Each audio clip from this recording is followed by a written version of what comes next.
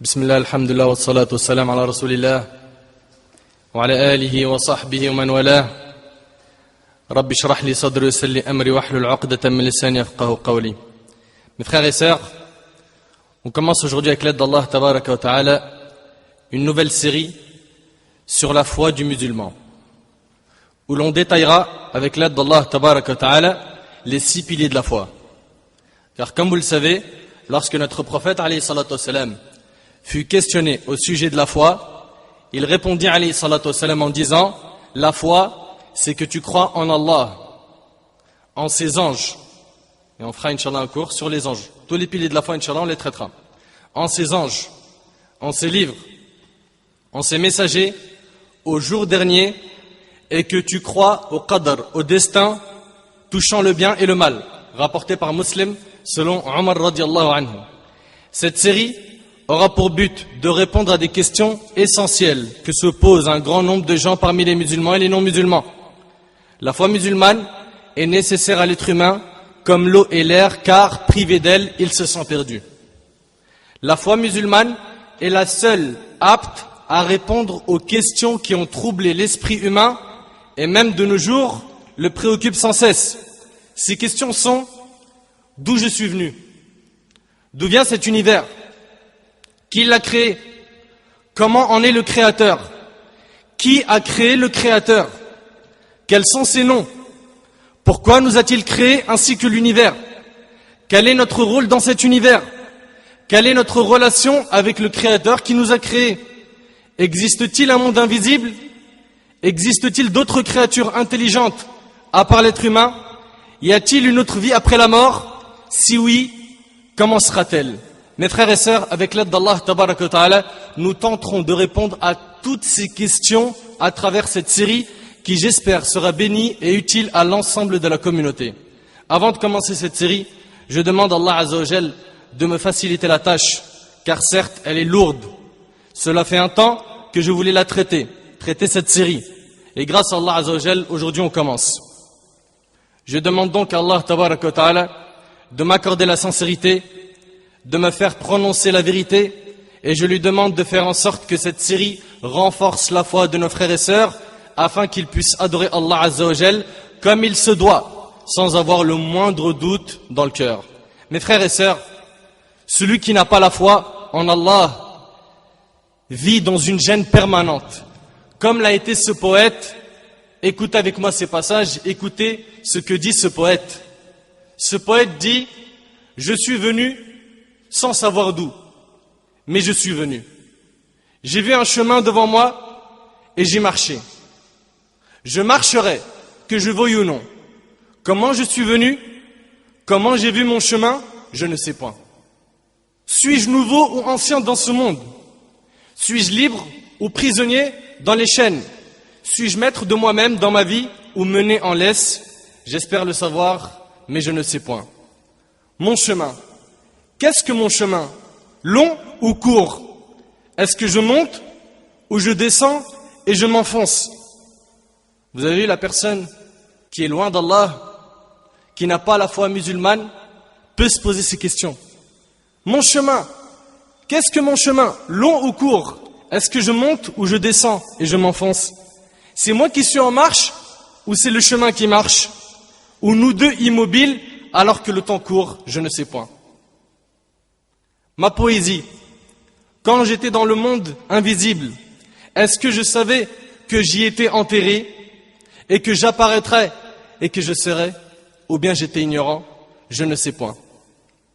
Est-ce que, avant que je ne devienne un homme complet, j'étais effacé ou inexistant, ou alors j'étais quelque chose? Pour ce mystère, y a-t-il une solution? Ou restera-t-il éternel? Je ne sais pas. Pourquoi je ne sais pas? Je ne sais point. Quelle irrésolution, quelle angoisse suscitée par cet anonymat à l'esprit humain. Les jeunes et les moins jeunes du XXIe siècle ont perdu la connaissance des grandes vérités sans lesquelles ils n'auront pas de vie paisible. Mes frères et sœurs, celui qui a la foi en Allah est le plus heureux du monde. Car avec la foi, tu pourras répondre à tes questions existentielles, chose qui te permettra de trouver la paix intérieure. la sérénité, la quiétude. Et pour goûter à la plus grande richesse, qui n'est pas celle de l'argent, ni les biens éphémères de ce bas monde, pour goûter à la plus grande richesse, qui est la foi, sache que tu en es capable. Et peu importe ta personnalité, ta mentalité, ton caractère et ton environnement, que tu sois en mode fashion, à la mode, noyé dans l'argent, que tu sois dans le rap, R&B, hard rock, dans le show business, dans la politique, dans la finance ou autre, sache qu'en faisant un effort pour acquérir la foi en Allah, le Créateur, le Tout-Puissant, tu trouveras la paix intérieure. Cette paix intérieure ne se trouve qu'auprès d'Allah. Cette paix intérieure ne se trouve qu'auprès d'Allah. On ne l'achète pas avec l'argent. Ce n'est pas un bien matériel. Toi qui veux goûter à la douceur de la foi, écoute avec moi cette parole du prophète alayhi salatu wassalam. Selon Sa'd ibn Abi Waqqas radiyallahu anhu, Al-Abbas ibn Abd al-Muttalib radiyallahu anhu an jami' al-Sahaba rapporte avoir entendu le prophète alayhi salatu wassalam dire à goûter à la douceur de la foi qui, écoute bien, celui qui est satisfait de Dieu comme Seigneur. Ça c'est un. De l'islam comme religion et de Mohammed comme messager. Rapporté par Tirmidhi et authentifié par l'Albani. Je répète, tu veux goûter à la douceur de la foi? Écoute bien, à goûter à la douceur de la foi. Qu'est-ce qui dit cela? C'est le prophète Mohammed sallallahu alayhi wa sallam, le sceau des prophètes, le dernier des prophètes. À goûter à la douceur de la foi, celui qui est satisfait de Dieu comme Seigneur. Es-tu satisfait de Dieu comme Seigneur? Mais j'y crois même pas, on y arrive pour ton cas. Celui qui est satisfait de Dieu comme Seigneur, de l'islam comme religion et de Mohammed sallallahu alayhi wa sallam comme messager. Maintenant une personne pourrait sûrement se dire, mais comment veux-tu que je sois satisfait de Dieu comme Seigneur alors que je ne crois pas en l'existence d'un Dieu ni d'un créateur? Pour moi c'est simple. Cet univers, ce monde, est venu par un pur hasard. Ou un autre me dira, moi, je crois que c'est Mère Nature qui est à l'origine de tout. Puis un autre qui dit, on descend du singe. Un autre encore dira, franchement, je ne me pose pas ces questions et j'en vois pas l'utilité. Laisse-moi vivre ma vie. Sache, toi qui m'entends, que nous ne sommes pas sur terre par hasard, ni pour rien. Et avant de te parler de notre rôle sur terre, mettons-nous d'abord d'accord qu'il existe bel et bien un créateur, d'où le thème d'aujourd'hui, les preuves de l'existence d'Allah.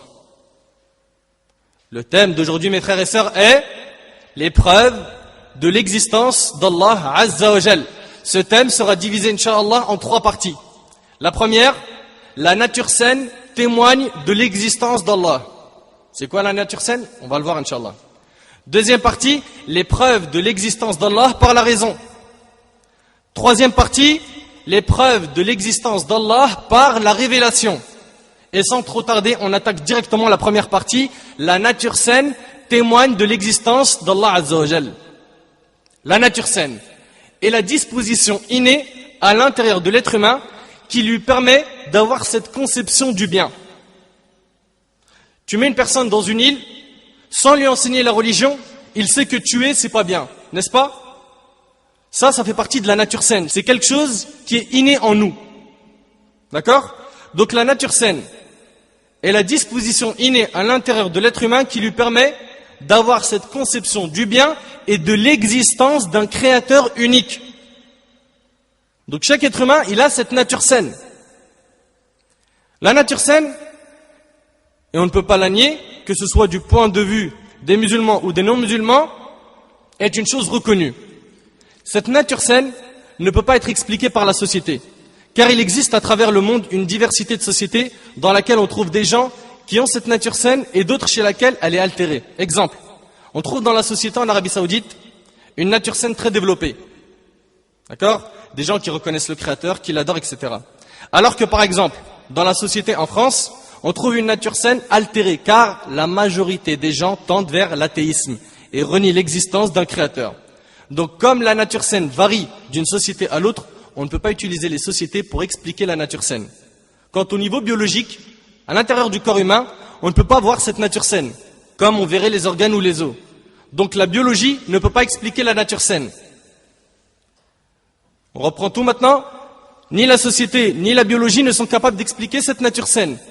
C'est que forcément l'explication la plus rationnelle, la plus logique, est qu'elle provient d'un créateur qui l'a mis en nous.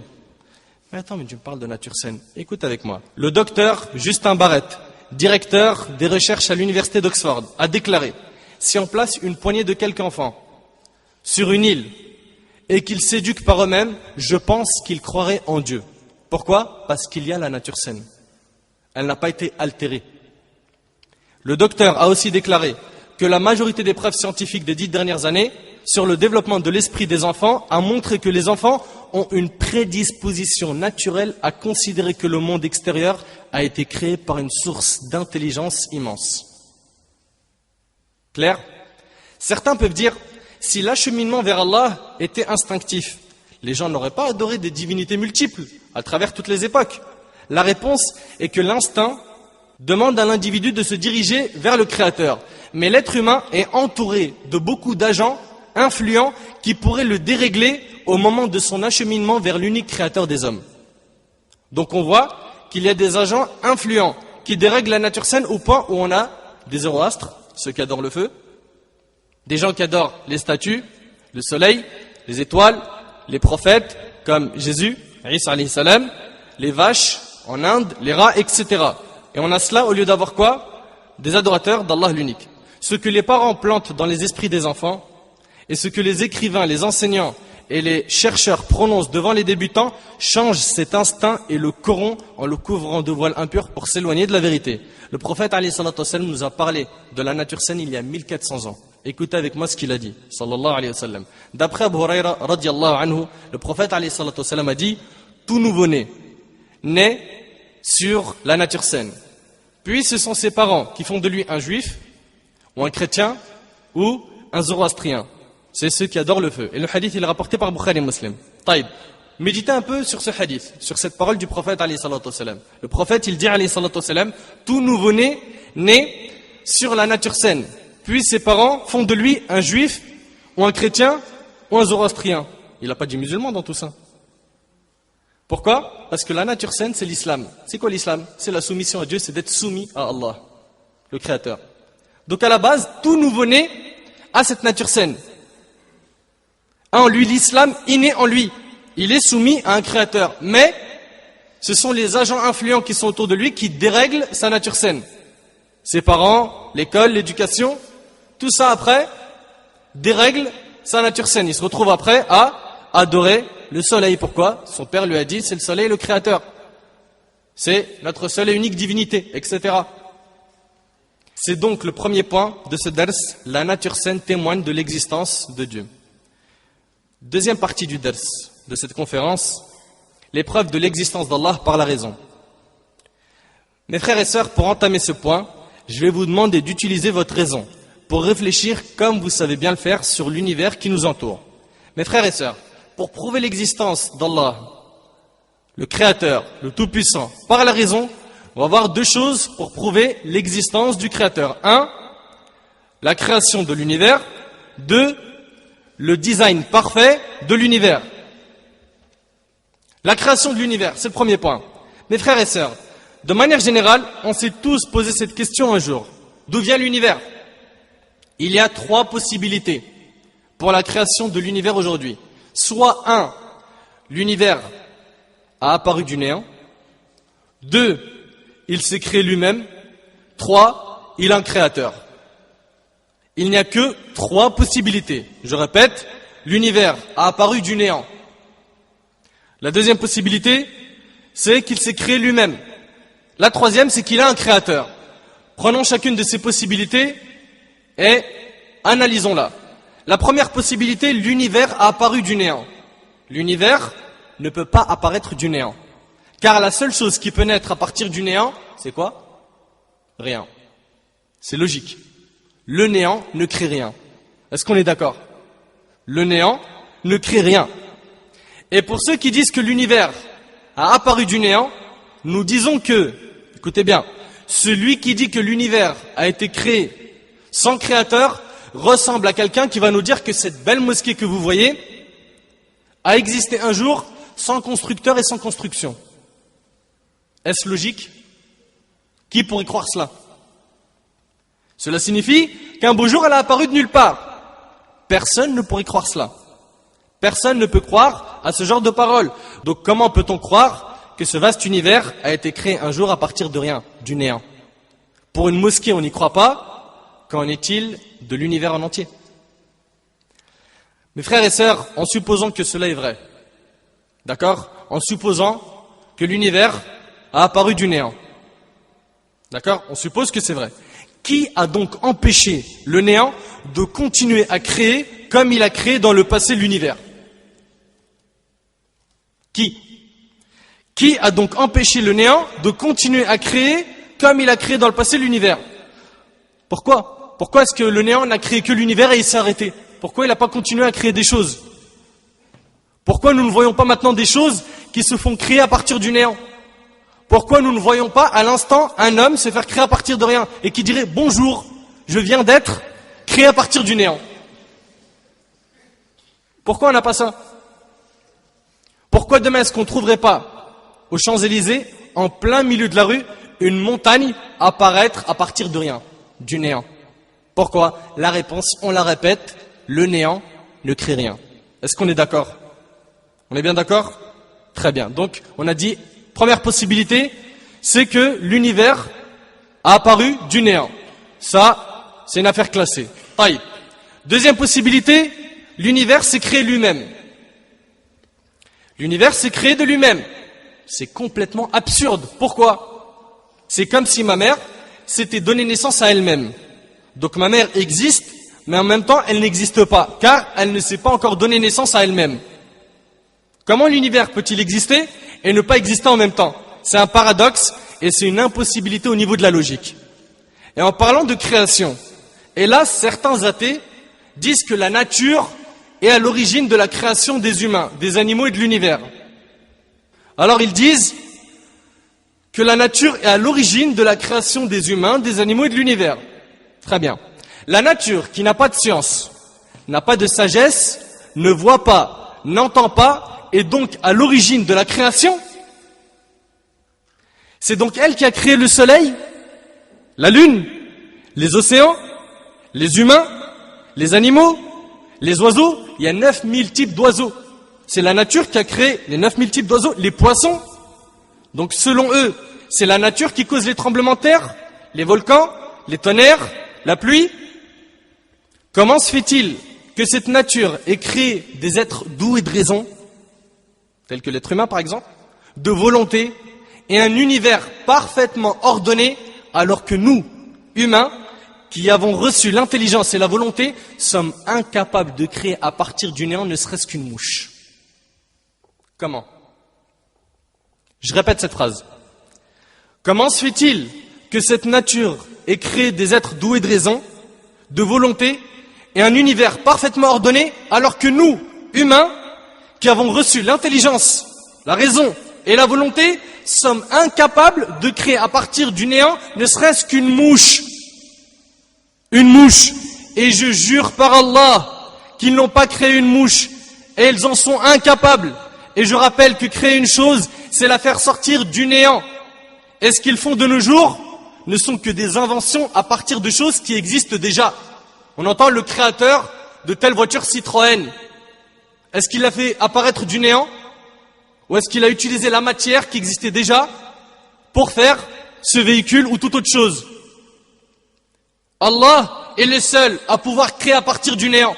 Personne n'est capable de faire cela. Ils sont dans l'incapacité de créer une mouche, l'insecte le plus misérable. Allah a dit dans sourate Al-Hajj, sourate le pèlerinage, la sourate 22, le verset 73 et 74, Ya ayyuhan nas, duriba mathalun fastami'u lah, innal ladhina tad'una min dunillah, lan yakhluqu dhubaba, walau ijtama'u lah, wa in yaslubhum adh-dhubabu shay'an, la yastanqidhuhu minhu, ضعف الطالب والمطلوب ما قدر الله حق قدره إن الله لقوي عزيز. Ô homme, écoutez ce qu'Allah dit dans le Coran, sa parole. Ô homme, une parabole vous est proposée, écoutez-la. Ceux que vous invoquez en dehors d'Allah ne sauraient même pas créer une mouche. Quand même s'ils s'uniraient pour cela, si toute l'humanité avec toutes les technologies qui existent du monde se réunissait pour créer une mouche à partir du néant, il n'y arriverait pas. Et Allah il dit dans la suite du verset, et si la mouche les dépouillait de quelque chose, il ne saurait le lui reprendre. T'imagines?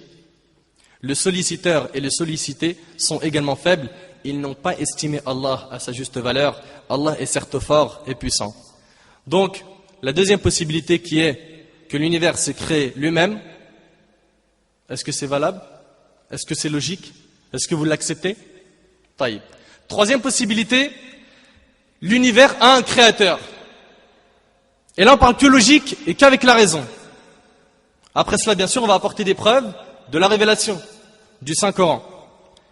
Troisième possibilité, l'univers a un créateur. La meilleure explication, la plus logique, la plus sensée, la plus raisonnable, c'est que l'univers a un créateur.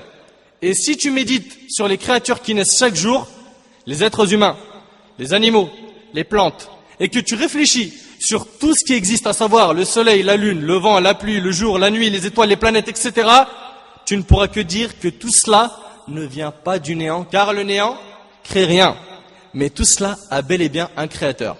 Toi, par exemple, qui es athée, qui dit qu'il n'y a pas de créateur, écoute-moi attentivement. Dans notre vie, absolument tout ce qui nous entoure a un créateur. D'accord? Et quand je dis un créateur ici sur Terre, c'est quoi? C'est qu'ils ont créé à partir de la matière existante. Car ils sont incapables, et je le répète encore une fois, de faire quoi? De créer à partir du néant. Par exemple, le micro que j'ai ici, à quelqu'un qui l'a créé ou inventé. N'est-ce pas? Pareil pour mon téléphone portable, la mosquée où on se trouve. N'est-ce pas? Et ainsi de suite. Maintenant, savez-vous pourquoi tous ces objets ont un créateur, ou quelqu'un qui les a inventés? Tout simplement parce qu'à un moment donné, ces objets ont commencé à exister. C'est logique. C'est logique ou pas? Logique, très bien. À partir du moment où une chose a commencé à exister, alors cette chose a forcément quoi? Un créateur. Quelqu'un qui l'a fabriqué, qui l'a inventé. Par contre, si une chose a toujours existé, alors là on est d'accord pour dire qu'elle n'a pas de créateur. Pourquoi? Car elle a toujours été là et personne ne l'a créée. Donc en utilisant notre logique, on est tous d'accord pour dire qu'à partir du moment où une chose a commencé à exister, c'est qu'elle a forcément un quoi? Un créateur. Est-ce que tu peux me dire que tes chaussettes que tu portes viennent du néant? Ta voiture, ton immeuble, t'es venu d'un coup, t'as trouvé un immeuble poussé comme ça, hop, du néant? Non. Toute chose à quoi? À un créateur. Très bien. Maintenant, est-ce que vous savez que les scientifiques disent que l'univers dans lequel on vit n'a pas toujours existé, mais il a commencé à exister avec quoi? Le Big Bang. Donc les scientifiques disent que l'univers a commencé un jour à quoi? À exister. Il n'existe pas depuis toujours. L'univers a commencé à exister avec le Big Bang, il y a environ 14 milliards d'années. La plus grosse explosion de l'histoire de l'humanité, à partir de laquelle s'est formé l'univers, qui contient le temps et l'espace, et la matière. Donc logiquement, si l'univers a commencé à exister un jour, c'est qu'il a quoi? Un créateur. Ah ben ça va, c'est facile. Jusque-là ça va? Objection? Il n'y en a pas? Plus ou moins? Taïb, garde l'objection et écoute encore. Donc, logiquement, cet univers a un créateur. S'il a commencé à exister, à un moment précis, et ils disent que c'est à partir du Big Bang que tout a commencé, c'est qu'avant, il n'existait pas. Et s'il a commencé à exister, c'est qu'il a un créateur. On est d'accord. Allah subhanahu wa ta'ala a dit dans Surat Al-Hashr, l'Exode, Surat 59, verset 24, « Huwa Allah, al-Khaliq, al-Bari, al-Musawwir, lahu al-asma'u al-husna, yusabbihu lahu ma fi as-samawati wal-ard, wa huwa al-aziz al-hakim. » Allah dit dans le Coran, c'est lui Allah, le créateur. Celui qui donne un commencement à toute chose. Celui qui donne un commencement à toute chose. Le formateur, à lui les plus beaux noms. Tout ce qui est dans les cieux et la terre le glorifie et c'est lui le puissant, le sage. Dans une étude parue dans la revue Le Cosmos de l'année 1893, le professeur Mominia écrit concernant l'existence de Dieu. Écoutez bien.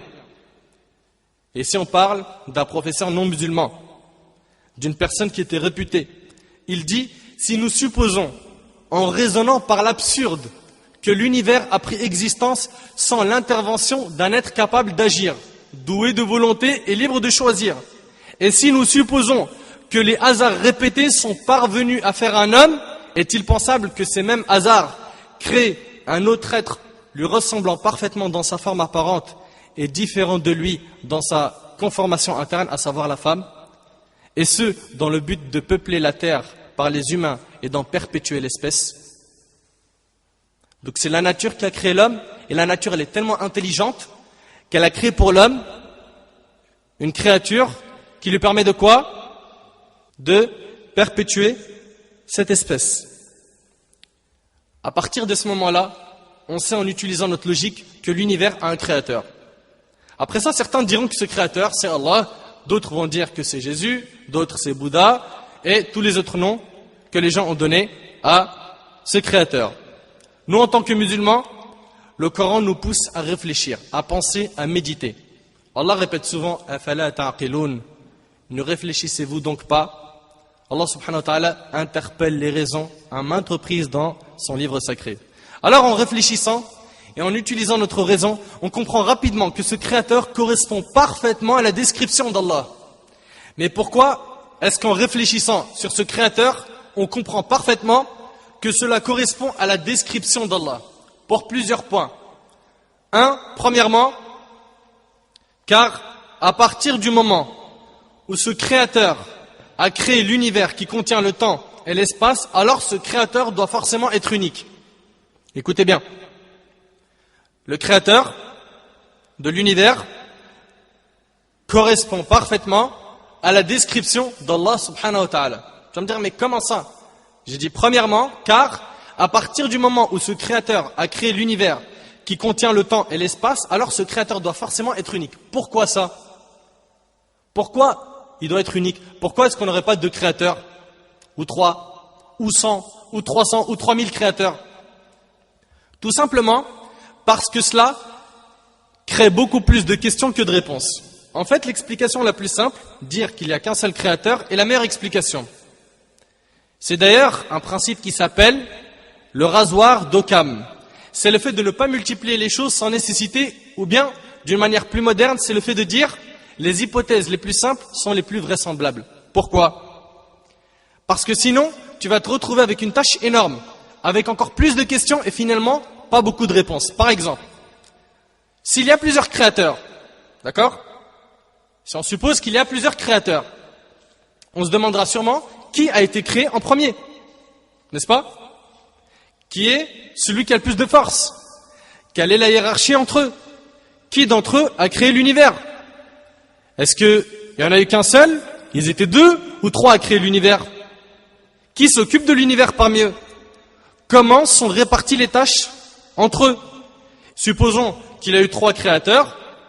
S'ils divergent, s'ils ont eux 3 des opinions différentes, qu'est-ce qui va se passer?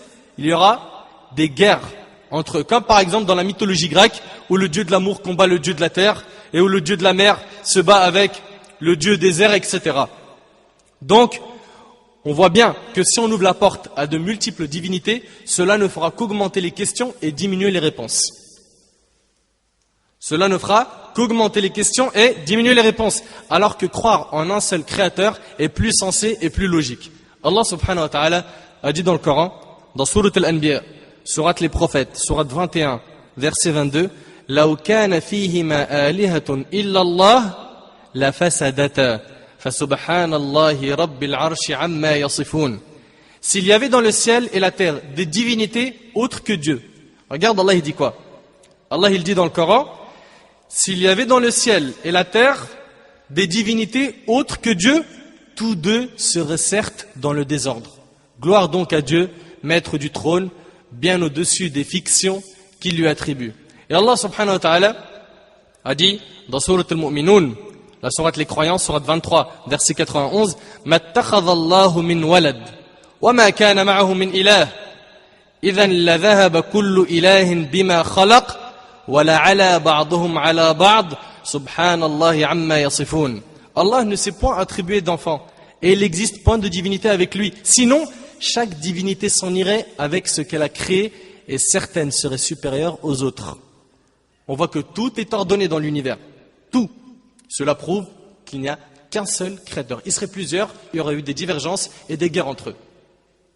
Allah il dit, sinon chaque divinité s'en irait avec ce qu'elle a créé et certaines seraient supérieures aux autres. Gloire et pureté à Allah, il est supérieur à tout ce qu'il décrive. Et Allah a dit dans Surat al-Isra, Surat le voyage nocturne, Surat 17 verset 42, قُلْ لَوْ كَانَ مَعَهُ آلِهَةٌ كَمَا يَقُولُونَ إِذًا لَابْتَغَوْا إِلَى ذِي الْعَرْشِ سَبِيلًا. Dit, s'il y avait des divinités avec lui, comme ils le disent, elles auraient alors cherché un chemin pour atteindre le détenteur du trône. Cela signifie, comme cela est cité dans l'explication de ce verset par l'imam al-Qurtubi, Ibn Kathir et d'autres, que s'il y aurait eu d'autres divinités avec Allah subhanahu wa ta'ala, elles auraient tout fait pour s'emparer de son pouvoir et cela aurait causé le plus grand désordre dans l'univers. C'est bien clair? S'il y aurait plus d'une divinité, il y aurait eu le désordre, il y aurait eu des combats. C'est comme les rois d'aujourd'hui. Tout le monde veut le pouvoir. Tout le monde veut être le roi. Et le fait qu'on ait un ordre parfait dans cet univers depuis des milliards d'années, cela prouve qu'il n'y a qu'un seul créateur et qu'ils ne peuvent pas être plusieurs. C'est donc ce qu'on disait tout à l'heure, ça correspond bien à la description d'Allah. Ensuite, deuxième point qui prouve que le créateur correspond bien à la description d'Allah. Deuxièmement, ce créateur-là, il ne doit pas avoir été créé. Personne ne l'a créé. Il a toujours été là et il est éternel. Ça, c'est une obligation, tu dois le croire. Le créateur, tu dois croire qu'il existe, qu'il est éternel, que personne ne l'a créé, qu'il a toujours été là. Parce que si tu te poses la question, qui a créé ce créateur, fameuse question qui revient souvent, la réponse elle est très simple. Si tu poses cette question et que je te réponds, c'est un exemple. Si tu me dis qui a créé Allah, le créateur, et que je te dis par exemple, c'est Mohamed qui a créé le créateur, c'est un exemple. Tu vas me dire quoi? Et qui a créé Mohamed? Je vais te dire c'est Ibrahim. Et qui a créé Ibrahim? Je vais te dire quoi? C'est Ahmed. Et ainsi de suite. Donc le fait de poser la question, qui a créé le créateur de l'univers? Ceci ouvre la porte à l'infini. Et l'univers n'aurait jamais été créé par le premier créateur. Comment ça? Un petit exemple. Un exemple très simple dans une entreprise. Je suis un employé dans une entreprise. J'ai besoin de prendre des vacances. D'accord? J'ai besoin de prendre des vacances. Alors je vais voir mon manager qui lui me dit, tu veux des vacances? Très bien. Attends que je demande la permission à mon supérieur. Et mon supérieur, tu devras attendre parce que lui aussi doit demander la permission à son supérieur. Et ce supérieur doit aussi demander la permission à son supérieur, etc. Imaginez maintenant que chaque supérieur doit demander à son supérieur jusqu'à l'infini. Au final, est-ce que vous pensez qu'un jour j'aurai des vacances? Non. Clair et net? Non. De la même manière, le créateur ne peut pas avoir de créateur, car il y aurait eu le problème de l'infini et l'univers n'aurait jamais pu être créé. Donc, premièrement, on a dit le créateur est unique. D'accord? Ça, c'est par la logique. Deuxièmement, c'est que le créateur n'a pas été créé.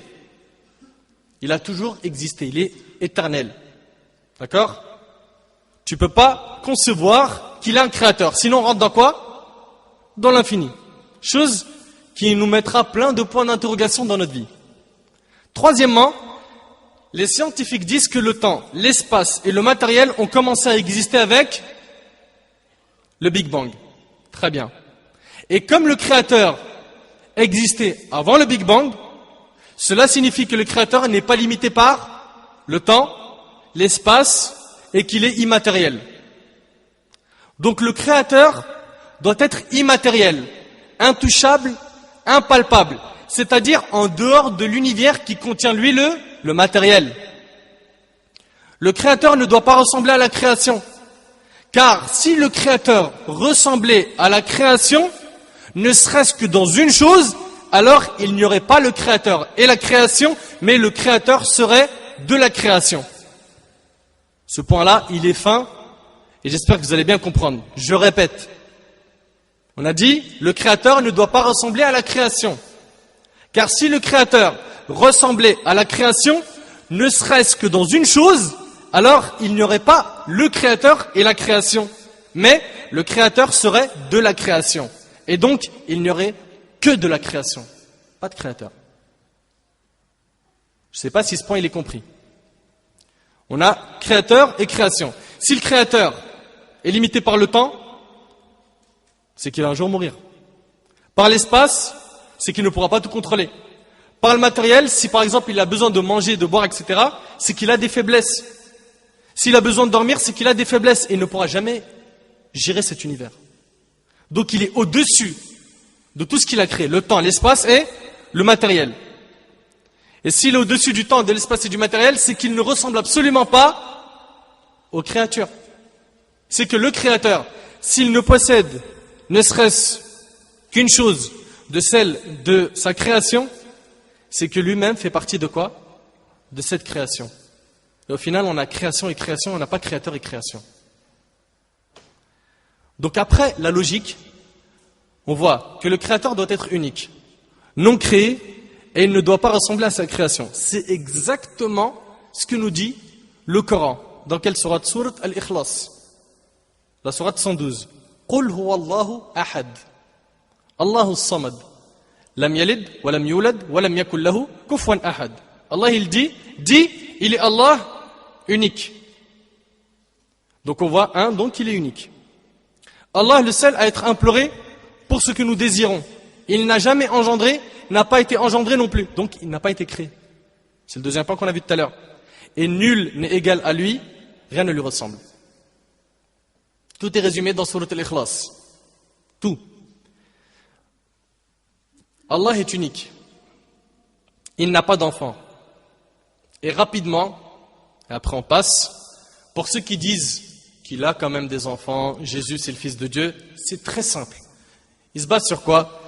Sur le fait que Marie, alayhi salam, paix sur elle, elle a eu Jésus sans avoir de mari. Donc, Jésus est né d'une mère sans père. C'est pour ça qu'ils disent qu'il est le fils de Dieu. Qu'avec la logique, Adam, il a un père, il a une mère, c'est le premier parmi les créatures. Il a été créé sans père et sans mère. Pourquoi est-ce qu'ils ne disent pas qu'il est le fils de Dieu? N'est-il pas plus en droit, selon leur logique, qu'il soit lui le fils de Dieu? Donc on voit que ces paroles tombent à l'eau rapidement. Allah, subhanahu wa ta'ala, le créateur, rien n'était avec lui lorsqu'il n'avait pas créé le ciel et la terre. Selon Imran ibn al-Husayn, radiallahu anhu, le prophète alayhi salatu wassalam, a dit Allah était et rien n'était avant lui. Il y a 1400 ans, il dit Allah était et rien n'était avant lui et son trône était sur l'eau, rapporté par le Bukhari. Il est donc le premier, il n'existait rien avant lui. Le dernier et nulle chose n'existera après lui. Allah n'a pas de commencement dans le temps, il est éternel.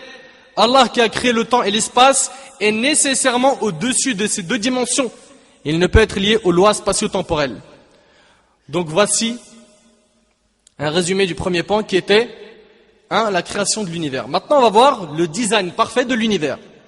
Pour ceux qui disent que l'univers provient du hasard, nous leur disons que le hasard est, ça c'est dans les définitions des dictionnaires, le hasard dans le dictionnaire français, c'est un événement dont on ne peut expliquer l'apparition. D'accord? Dont on ne peut expliquer l'apparition. Donc ils disent que l'univers est venu par hasard. Or, ils le disent eux-mêmes qu'il y a eu un Big Bang. Et parmi la définition du hasard, c'est qu'on ne peut le prévoir. C'est quelque chose qui n'est pas ordonné, quelque chose qui n'est pas calculé, qui n'est pas structuré. Est-ce que l'univers n'est pas ordonné? Est-ce que tout n'est pas calculé dans l'univers? Donc je reviens à dire que pour ceux qui disent que l'univers provient du hasard, on leur dit tout simplement que le hasard est une chose qui n'est pas calculée, d'accord, qui n'est pas ordonnée, alors que cet univers magnifique est entièrement organisé, tout y est calculé. Comment expliquer l'ordre qui se trouve dans l'univers? Comment expliquer l'arrangement parfait et minutieux de l'univers qui a permis la vie sur Terre? Comment? Subhanallah, en plus, médite un petit peu. Tu sais, quand tu crées d'accord, entre guillemets, tu as compris, c'est l'invention et pas faire apparaître une chose du néant. Supposons que tu crées une maison sans entretien, comment est-ce qu'elle devient après un siècle? Des dégâts. Tu rentres pour l'électricité, la plomberie, tout est à refaire, n'est-ce pas? Tu t'es jamais posé la question, 14 milliards d'années que l'univers existe et il n'a pas été détérioré? Qui l'entretient? La nature? Le hasard? Qui l'entretient? Comment ça se fait que le soleil n'a pas été détérioré? Que les montagnes, que la terre, les planètes, les étoiles, tout ce qui nous entoure, comment ça se fait que ce qui nous entoure est toujours aussi parfait? Comment? Dire que tout ça existe par hasard est absurde. Dire que tout ça existe sans aucun but est absurde, car cela voudrait dire que ça existe par chance. Cela voudrait dire que l'être humain est là par chance. Et nous, on ne peut pas croire ça. Rien qu'avec la logique, tu le refuses. Mes frères et sœurs, prenons l'exemple de mon téléphone portable que vous voyez là. Mon portable est composé de 3 choses principales. Du fer, qui provient des minéraux de la terre, du verre, qui provient du sable, et du plastique qui provient du pétrole. Maintenant, on va dire que tu es en train de marcher en plein milieu du désert d'Arabie, où il y a des minéraux, du pétrole et du sable. Tu marches et d'un coup tu trouves par terre un téléphone portable. Est-ce que tu vas croire que ce téléphone portable est le fruit de milliards et de milliards d'événements aléatoires? Est-ce que tu vas croire ça? Le soleil a brillé, le pétrole a bouilli et s'est transformé en plastique, le vent a soufflé et le sable s'est transformé en verre, la pluie est tombée et les minéraux se sont transformés en fer, et qu'après des millions d'années, tout ça s'est assemblé et ça a formé un téléphone portable en plein milieu du désert. Et là, tu le ramasses, t'écoutes, t'entends « Allô, mon fils ?» Ça rentre pas dans ta tête. T'en rigoles, n'est-ce pas? Un téléphone portable, t'arrives pas à croire que cet objet vient du néant, du hasard, de la nature. Sérieusement, n'importe qui dirait que c'est absurde. Et que le téléphone portable que j'ai trouvé appartient à quelqu'un qui l'a perdu dans le désert. Pourquoi? Parce qu'on utilise notre logique.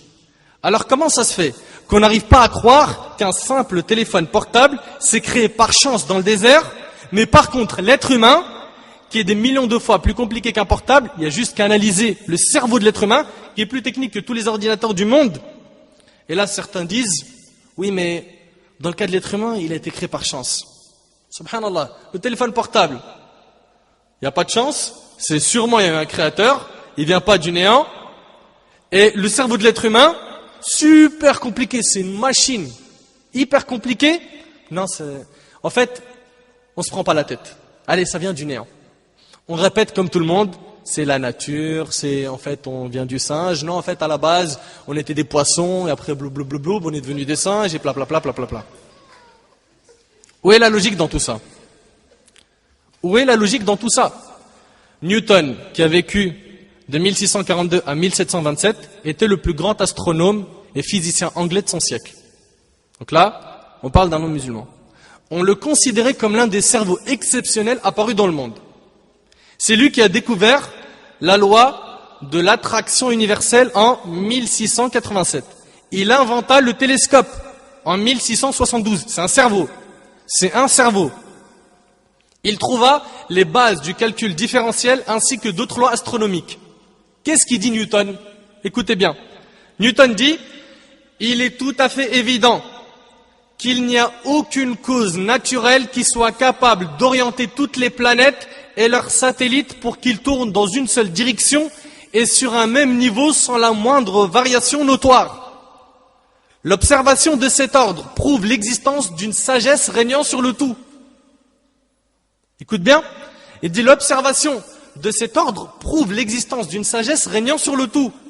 Aucune cause naturelle n'est capable de donner à ces planètes et à leurs satellites ces degrés de vitesse minutieusement proportionnés à leur distance par rapport au Soleil et au centre du mouvement. Allahu Akbar. Et les exemples sont très nombreux. Mais on voit encore une fois que le Coran nous pousse ici à réfléchir sur le design parfait. Regarde comment Allah interpelle notre raison. Allah dit dans Sourate Al-Baqarah, Sourate la Vache, Sourate 2, verset 164. Inna fi khalqis samawati wal ard, wa ikhtilafi al-layli wan nahar, wal fulki allati tajri fil bahri bima yanfa'u an-nas, wa ma anzala Allahu min as-sama' min ma'in fa ahya bihi al-ard ba'da mawtiha, wa batha fiha min kulli dabbah, wa tasrif ar-riyah was-sahab al-musakhkhar bayna as-sama'i wal ard, la ayatin liqawmin ya'qilun. Allah interpelle les doués de raison. Allah dit dans le Coran, sa parole qu'il a révélée au prophète Mohammed sallallahu alayhi wa sallam. Certes, dans la création des cieux et de la terre, dans l'alternance de la nuit et du jour, dans le navire qui vogue en mer chargé de choses profitables aux gens, dans l'eau qu'Allah fait descendre du ciel, par laquelle il rend la vie à la terre une fois morte, et il répand des bêtes de toute espèce. Vous savez, chaque verset, on pourrait en faire un cours. Chaque verset, on pourrait en faire un cours. Il rend la vie à la terre une fois morte. Et il répand des bêtes de toute espèce. Dans la variation des vents. Donc Allah il dit que dans l'alternance de la nuit et du jour, dans le navire qui vogue en mer, et parle de la pluie qui descend du ciel. Et il dit aussi que dans la variation des vents et dans les nuages soumis entre le ciel et la terre, en tout cela, il y a des signes pour un peuple qui raisonne. Il y a des signes. Tout cela n'a pas apparu du néant. Allah subhanahu wa ta'ala dit Am khuliqu min ghayri shay. Allah subhanahu wa ta'ala dit ont-ils été créés à partir de rien? Am humul khaliqun, ou sont-ils eux les créateurs? D'où est-ce que vous venez? D'où est-ce que vient cet univers? Quant à celui qui dit moi, je vais dire clairement, ce que tu dis, t'as vu, ça passe bien, c'est logique. Ouais, pour l'instant, t'as vu, j'essaie de remettre les idées en place. Mais il y a une chose, c'est que moi, je crois qu'en ce que je vois. Je le vois pas, Allah. Tant que je le vois pas, j'y crois pas. Déjà, une petite histoire, d'accord, pour détendre un peu l'atmosphère, et après on répond sérieusement à toute personne qui dit cela. Une fois, un professeur faisait son cours, et il est en train de dire à ses élèves, si on aurait vu Allah, on aurait cru en lui. Et il a commencé à leur donner des preuves logiques prouvant qu'Allah, le Créateur, n'existe pas. Il a dit à ses élèves, est-ce que vous voyez le prof? Ils dirent oui. Il a dit, donc le prof existe. Est-ce que vous voyez le tableau?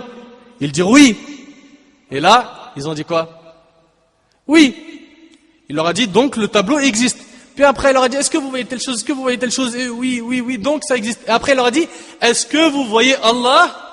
Ils dirent non. Il leur a dit, donc il n'existe pas. Et là, il y a un élève très intelligent. Il a dit, chers camarades, est-ce que vous voyez le cerveau du prof?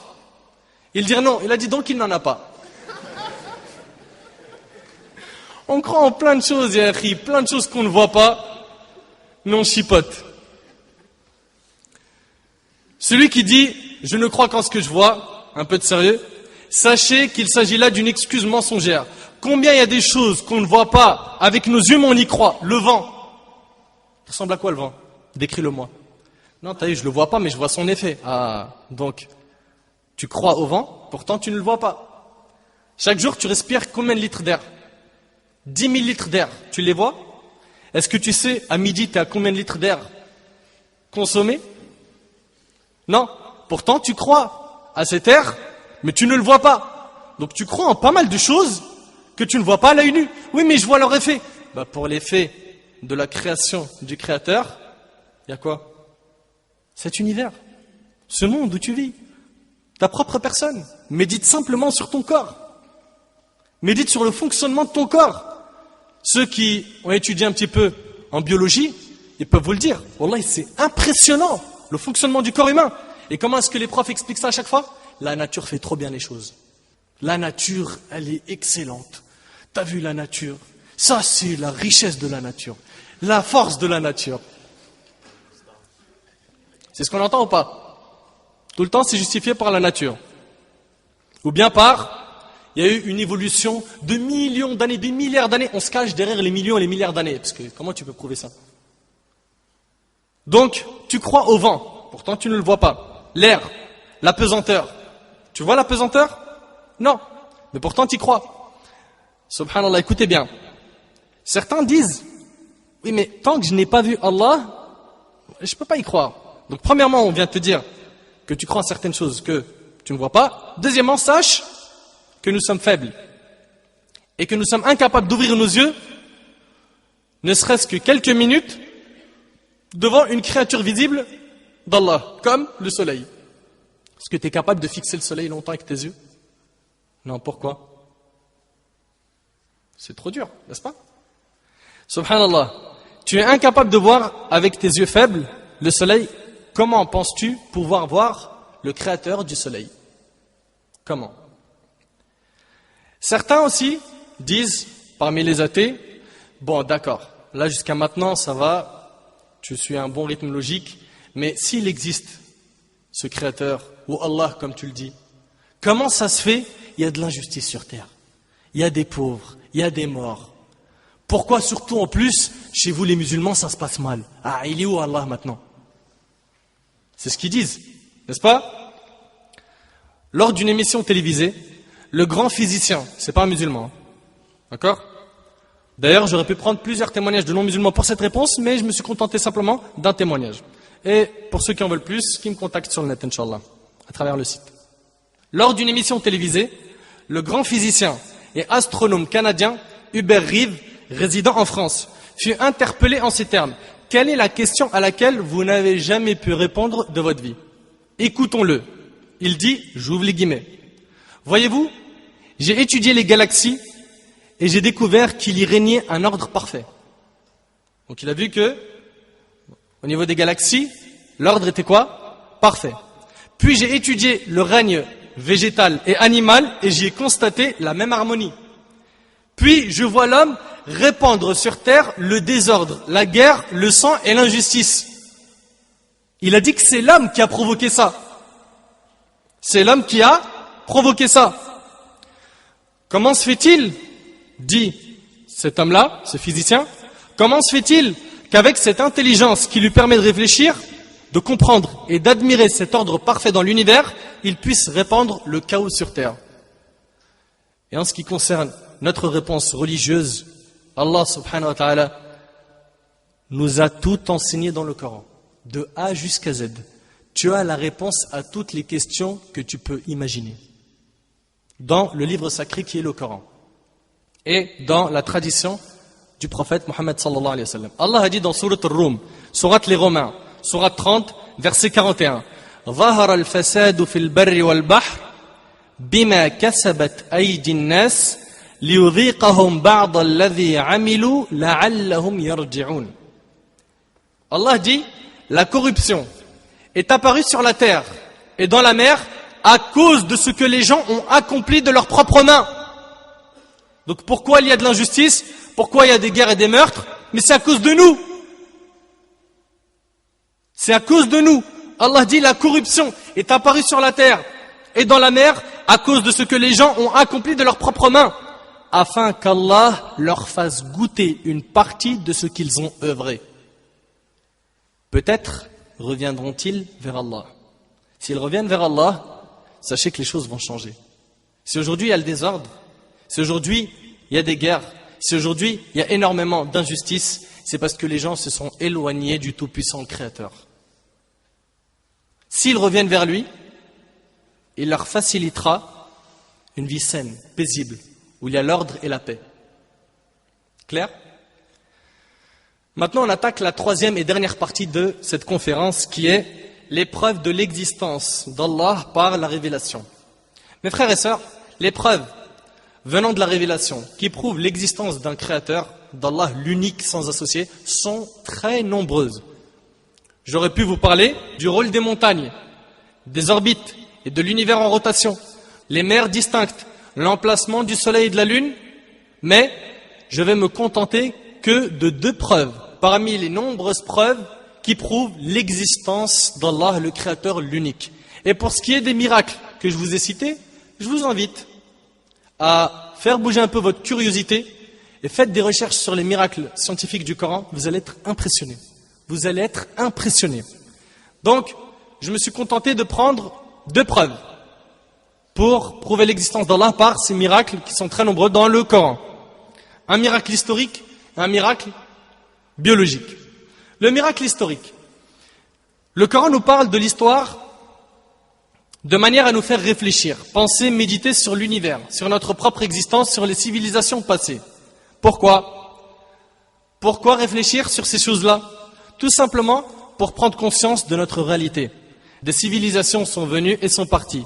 Alors, n'ayez pas cette arrogance de dire, nous, on a la meilleure civilisation, la meilleure tribu, le meilleur pays, la meilleure culture. Le Coran nous dit, fais attention à ce que je vais dire, des civilisations sont venues et sont parties. Vous aussi, vous êtes là. Et votre temps arrive, le temps où vous serez partis comme les autres. Le Coran présente donc l'histoire d'une manière générale pour nous faire prendre conscience de la réalité de notre existence. Mais aussi, le Coran nous parle de l'histoire d'une manière très spéciale et très précise. Une manière qui défie les lois de la nature. Comment ça? Le Coran utilise deux mots pour décrire le dirigeant des Égyptiens à l'époque. Qui connaît Pharaon? Al-Malik. Barakallahu fik. Pharaon et Al-Malik. D'accord? Taïb. Dans l'histoire du prophète Joseph, Youssef alayhi salam, le Coran parle d'Al-Malik. Al-Malik, c'est quoi? Le roi. D'accord? Ça veut dire le roi, le sultan, le dirigeant. Alors que dans l'histoire de Moïse, Moussa alayhi salam, le Coran parle du dirigeant en utilisant quel terme? Le roi? Non, Pharaon. Qu'est-ce que tu veux dire par ce détail? Médite un petit peu. Donc, à l'époque du prophète qui? Youssef, alayhi salam. Il a été utilisé quoi dans le Coran? Al-Malik. Et à l'époque de Moussa, de Moïse, Pharaon. Très bien. Maintenant, la question, c'est pourquoi est-ce que le Coran utilise deux noms différents pour désigner le roi des Égyptiens de l'époque? Pourquoi le Coran utilise deux noms pour deux moments précis dans le temps? L'Empire égyptien, au niveau historique, se divise en deux périodes. La première période qui est l'Ancien Empire et la deuxième période qui est le Nouvel Empire. Youssef alayhi salam a vécu pendant la première période, l'Ancien Empire égyptien. Alors qu'à l'époque de Moïse, Moussa alayhi salam, c'est le Nouvel Empire égyptien. Environ 1400 ans avant Jésus-Christ. Clair? Alors pourquoi il y a une différence ici? Sachant que la Bible ne parle jamais de roi, mais seulement de pharaon, et que la Torah ne parle jamais de roi, mais seulement de pharaon, et que les historiens de l'époque ne parlaient jamais de roi, mais seulement de pharaon. Méditez bien sur ça. À l'époque, ils ne parlaient jamais de roi, mais toujours de pharaon. Le roi d'Égypte, il s'appelait Pharaon. Mais, à l'époque de Youssef alayhi salam, Allah nous dit Al-Malik, le roi. Le Coran s'est-il trompé sur ça? Est-ce que le Coran s'est-il trompé sur ça? Et qu'il aurait dû en fait dire plutôt Pharaon à l'époque de Youssef alayhi salam au lieu de dire Al-Malik, le roi. Et pour vous éclairer un peu, il y a une tablette, une pierre qui s'appelle la pierre de Rosette. Cette tablette date de 196 avant Jésus-Christ. Elle a été découverte quand? En 1799. Cette tablette contenait des écritures hiéroglyphiques et des écritures grecques. Et c'est avec cette tablette où il y avait du grec qu'on a pu déchiffrer le langage des hiéroglyphes. D'accord? La langue des hiéroglyphes était une langue morte depuis très longtemps. Maintenant qu'on a déchiffré le langage des hiéroglyphes, les historiens ont pu récupérer et déchiffrer toutes les autres pierres qui étaient écrites en hiéroglyphes. D'accord? Ils ont pu voir après, dans les pyramides, tout ce qu'il y avait comme pierre. D'accord? Ils ont pu comprendre le contenu de ce qui est écrit sur ces pierres. Médite bien avec moi. Et quand cela a eu lieu? En 1799. Et qu'est-ce que les historiens ont découvert en traduisant ces tablettes? Ils ont découvert que les Égyptiens de l'ancien empire à l'époque de Youssef appelaient leurs dirigeants comment? Al-Malik. Subhanallah. C'est impressionnant. Ça, c'est un miracle historique. Et que les Égyptiens du Nouvel Empire, à l'époque de Moussa alayhi salam, appelaient leurs dirigeants comment? Pharaon. Pharaon. D'où est-ce que Mohammed alayhi salam a eu ce savoir? Et on ne peut pas dire que c'est de la chance, ou qu'il l'a deviné. Pourquoi? Parce que c'est un détail très petit, presque invisible. Un détail insignifiant par rapport au message de l'islam. insignifiant par rapport à l'existence d'Allah, insignifiant par rapport à n'importe quelle chose dont nous parle le Coran. Mais on voit que, subhanallah, même dans le détail le plus insignifiant, la précision du Coran ici nous montre que cette information défie les lois de la nature, car on ne l'a découvert qu'en 1799. Alors que le Coran avait été révélé il y a plus de 1400 ans. S'il n'y a aucune explication naturelle, cela montre que la meilleure explication, c'est qu'il y a un créateur. Que c'est Allah subhanahu wa ta'ala qui a enseigné cela au prophète alayhi salatu wa sallam. Quant au miracle biologique, je vais vous parler, Inch'Allah, en ces quelques minutes, de l'embryologie. Et wallah, j'aurais aimé avoir un PowerPoint, surtout pour vous expliquer en détail ce qui va être dit. Parce que pour ceux qui ont étudié un petit peu l'évolution de l'embryon, ça va, ils vont pas décrocher. Les autres, je vous invite, dès que vous rentrez chez vous, de voir ce que je vous ai dit dans les images. Bi'idhnillah, vous allez voir votre foi exploser. Alors, l'embryologie dans le Coran. Dans Sourate al-Mu'minun, la sourate 23, sourate les croyants, du verset 12 à 14, on retrouve des points très éloquents qui décrivent les différentes étapes de l'évolution de l'embryon humain. Une manière précise, unique et très éloquente. Je ne vais pas parler de tous ces points pour faire le plus court possible, donc soyez attentifs, c'est très important. Je vais parler de certains points de l'évolution de l'embryon. Allah a dit dans le Coran, dans Surat al-Mu'minun, Surat 23, Surat les croyants, du verset 12 au verset 14. وَلَقَدْ خَلَقْنَا الْإِنسَانَ مِنْ سُلَالَةٍ مِنْ طِينٍ ثُمَّ جَعَلْنَاهُ نُطْفَةً فِي قَرَارٍ مَكِينٍ ثُمَّ خَلَقْنَا النُّطْفَةَ عَلَقَةً فَخَلَقْنَا الْعَلَقَةَ مُضْغَةً فَخَلَقْنَا الْمُضْغَةَ عِظَامًا فَكَسَوْنَا الْعِظَامَ لَحْمًا ثُمَّ أَنشَأْنَاهُ خَلْقًا آخَرَ فَتَبَارَكَ اللَّهُ أَحْسَنُ الْخَالِقِينَ. Allah a dit, et ceux qui connaissent, qui ont appris l'évolution de l'embryon, vont être impressionnés. Et ce verset suffit pour qu'une personne reconnaisse que le Coran c'est la parole d'Allah. Et que le prophète alayhi salatu salam c'est le messager d'Allah. Écoutez bien. Allah dit, nous avons certes créé l'homme d'un extrait d'argile. Puis, nous en fîmes une goutte de sperme dans un reposoir solide. Ensuite, nous avons fait du sperme une adhérence. Ça, c'est dans le Coran.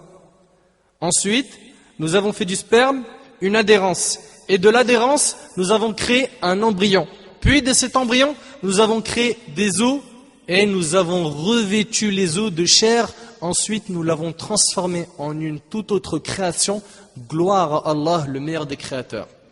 Analysons un petit peu maintenant ce verset. Allah subhanahu wa ta'ala dit, nous avons certes créé l'homme d'un extrait d'argile. Donc la première chose, Allah il nous dit que l'homme il a été créé d'un extrait d'argile. Mais pourquoi l'argile? Quels composants chimiques se trouvent dans l'argile? On a l'oxygène, le carbone, l'hydrogène, l'azote, le calcium, le phosphore, le potassium, le soufre, le chlore, le sodium, le magnésium et le silicium. Maintenant, savez-vous quels sont les composants chimiques nécessaires au fonctionnement de l'être humain et son développement? Alors on a l'oxygène, le carbone, l'hydrogène, l'azote, le calcium, le phosphore, le potassium, le soufre, le chlore, le sodium, le magnésium et le silicium. Subhanallah. Ça c'est un.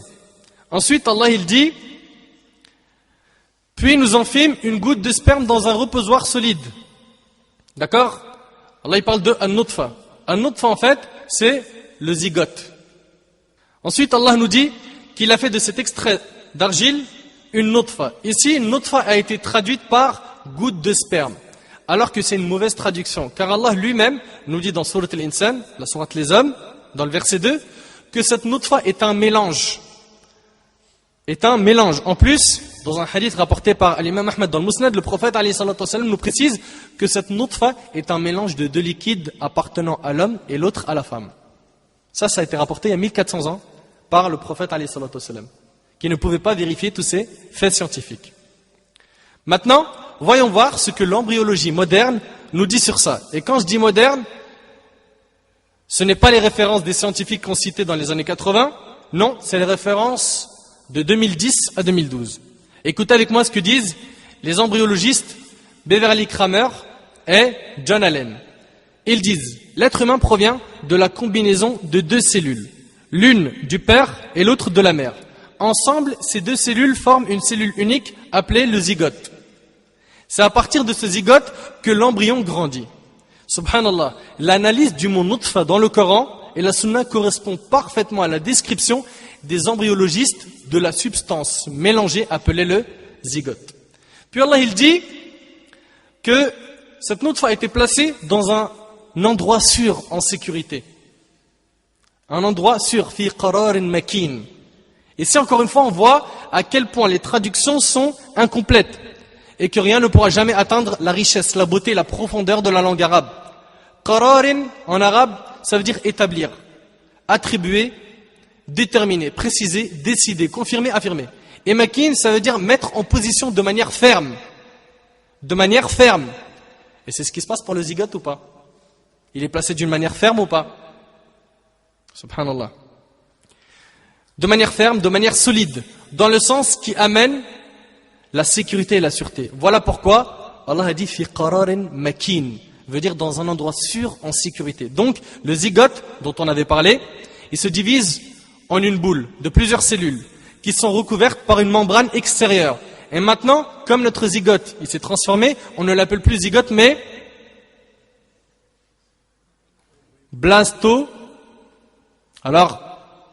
blastocyste. Ce n'est pas un nouveau dessin animé. Et là encore, ils nous disent quoi? Nos embryologistes de 2012 sur ce blastocyste. L'implantation du blastocyste commence environ 6 ou 7 jours après la fécondation. Le blastocyste s'enfonce profondément. Écoutez bien, profondément, encore et encore, dans la muqueuse utérine. Ensuite, le trou est recouvert par un caillot de sang environ 10 ou 12 jours après la fécondation. Le blastocyste est complètement enfermé et l'implantation est terminée. Subhanallah, c'est ce qu'Allah il a dit, un endroit sûr en sécurité. L'évolution de l'embryon, vous imaginez, c'était écrit dans le Coran il y a plus de 1400 ans. C'est impressionnant quand même. Puis Allah il nous parle de cette nutfa qui devient une alaqa, une adhérence. Ensuite Allah décrit la prochaine étape comme une alaqa, une adhérence. Ce mot contient plusieurs sens. Parmi ces sens, cela veut dire s'accrocher. Alaqa c'est quelque chose qui s'accroche. Et c'est ce qu'on voit ou pas? Au niveau de l'évolution de l'embryon, c'est que ça s'accroche, ça pend. Donc al-alaqa ça ressemble aussi à une substance comme une sangsue, qui ressemble à un ver, comme un genre d'insecte rampant qui colle. Maintenant, voyons voir nos embryologistes de 2012. Barry Mitchell et Ram Sharma nous expliquent cette étape en nous disant que l'embryon, il est relié au cytrophoblaste. Dans l'embryon, on voit donc que l'embryon est suspendu ou accroché. Ensuite, au niveau de l'embryon, c'est maintenant le cerveau et la moelle épinière qui se développent. Et en se développant, c'est là que l'embryon atteint le stade où il ressemble à une sangsue. Ensuite, l'embryon se nourrit grâce au contact avec les vaisseaux sanguins maternels, de la même façon qu'une sangsue se nourrit du sang.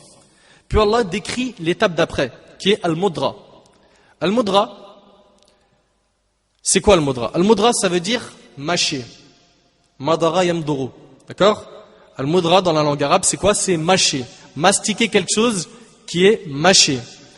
Ou un petit morceau de viande. Ça veut aussi dire quelque chose qui a été mâché avec des dents en laissant des traces de dents. Le développement des somites, c'est une structure de l'embryon, c'est lui qui donne cet aspect de chewing-gum à l'embryon. En plus, l'embryon ressemble à un petit morceau de chair qui a l'air d'avoir été mâché justement. On voit la précision du Coran, encore une fois, à cette étape du développement de l'embryon.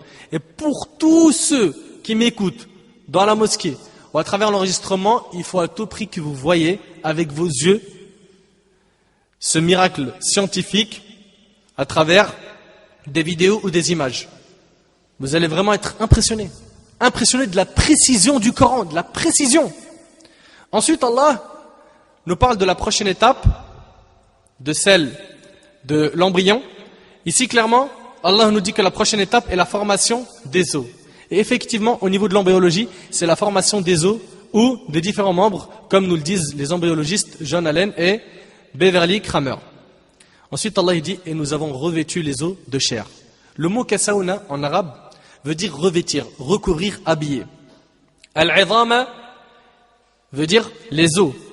Et al-lahm veut dire la chair, la viande, un morceau de chair ou un morceau de viande. Les mots utilisés dans le Coran pour décrire cette étape de l'embryon sont en totale concordance avec l'embryologie moderne. Le mot kassaouna décrit les cellules qui recouvrent, qui habillent petit à petit les os. Et c'est même ces cellules qui vont former les muscles autour des os, subhanallah. Puis après cela, Allah dit qu'il en a fait une toute autre création. Ici, cette toute autre création, d'un point de vue scientifique, se réfère tout simplement à une autre étape d'évolution de l'embryon. Car maintenant, l'embryon est formé. Il a simplement besoin de grandir.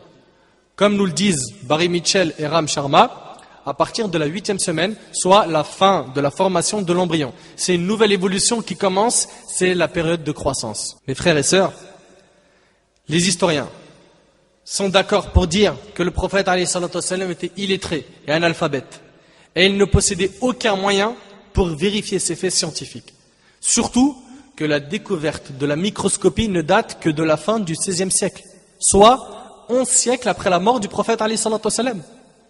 Comment est-ce que le prophète alayhi salatu wassalam aurait pu réciter ces versets, ces paroles aux compagnons, qui sont bien précis sur l'évolution de l'embryon, alors qu'on vient de découvrir ça il y a quelques années?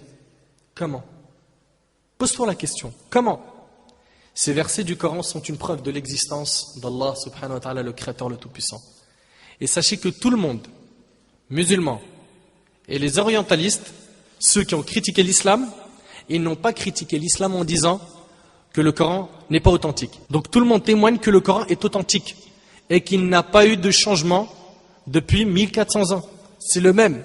Le Coran, la parole d'Allah, a été appris par cœur par les compagnons du prophète alayhi salatu wassalam. Certains parmi eux l'ont écrit pendant que le prophète alayhi salatu wassalam était en vie. Et il n'y en avait pas beaucoup parmi eux qui savaient écrire. La plupart des compagnons l'ont appris par cœur. Par cœur. Et c'est à l'époque de Uthman, radiyallahu anhu, le 3e calife, que le Coran a été compilé en un seul livre. Uthman, en voyant que certains compagnons mouraient dans des batailles, avait peur que le Coran soit délaissé ou qu'il disparaisse. Alors il a demandé à ce que ses compagnons viennent réciter le Coran, et en ayant écouté plusieurs récitations conformes à des écrits, il n'a pu avoir qu'une confirmation du contenu du Coran.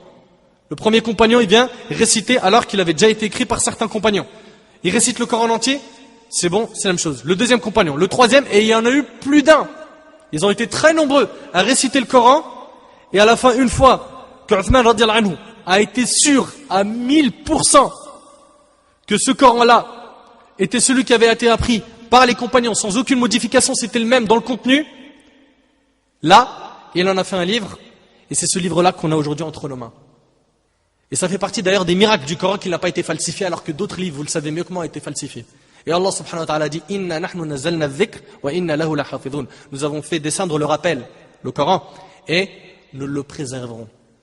Allah a dit qu'il le préservera. Allah s'est chargé de le préserver, de le protéger de toute falsification. C'est pour ça qu'aujourd'hui, tu tournes dans les 4 coins du monde, depuis 1400 ans, le Coran c'est le même. Pas un mot de plus, ni un mot de moins. Le Coran, ce miracle de tous les temps, a été la cause de toutes les reconversions que l'on a connues, que l'on entend jusqu'à nos jours. Aujourd'hui, plus les sciences avancent, plus on s'aperçoit que ces choses étaient citées dans le Coran il y a 1400 ans. Et cela prouve que le prophète Mohammed alayhi salatu wassalam était l'envoyé d'Allah, car il a apporté des informations sur des choses à son époque sans aucun moyen technique et scientifique. Conclusion.